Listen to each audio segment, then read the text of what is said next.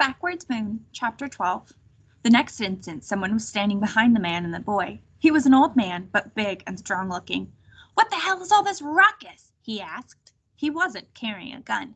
"It's a witch!" cried the boy. "Right there in the corner. See her? Stop waving that gun around," he said, striding toward Bracken. "It's a little girl," he said suddenly.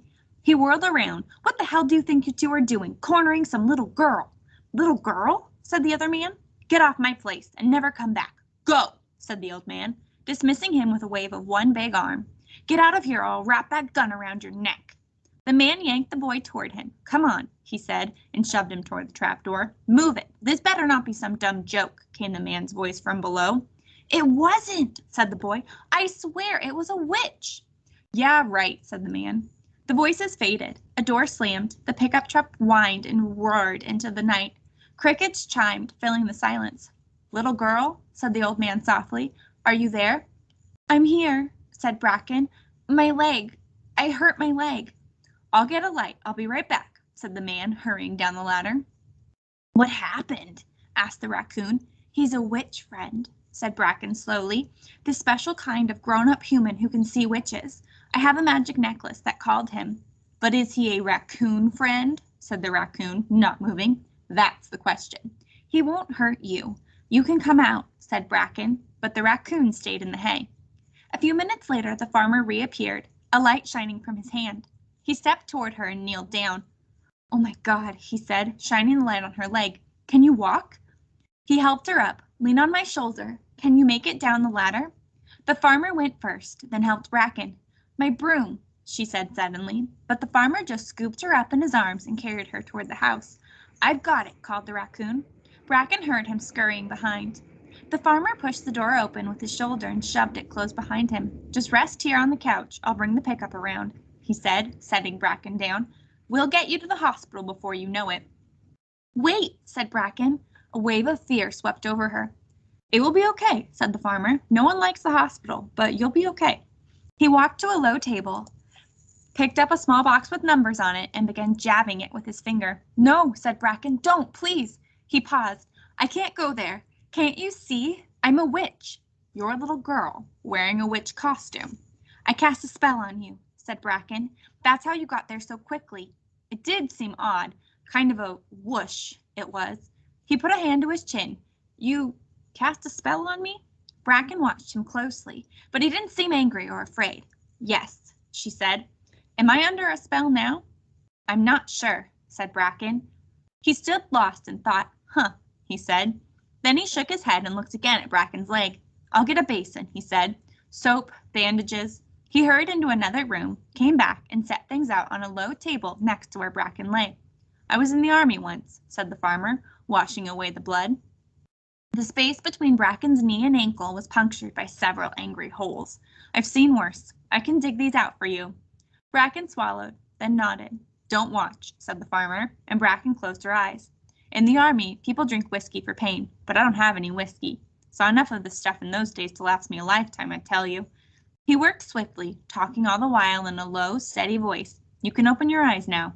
"They're all out," he said, showing her the little gray balls in the palm of his hand. "Lead-shot," he muttered as he pressed a white square of something to Bracken's leg.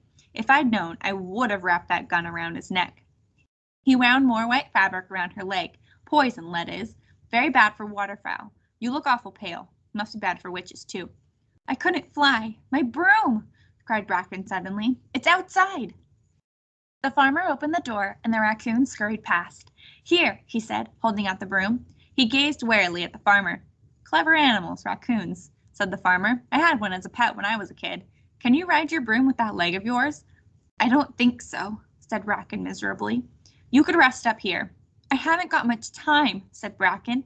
"I have to rescue my cousin. She's in the city on the Great River." "The city on the Great River," repeated the farmer. "I have a map," she said. She pulled it from her pocket and spread it out on the floor. "Little girl, this is one mighty old map." The farmer bent over it, chin in hand. "I know what city that is," he said, when she showed him the place.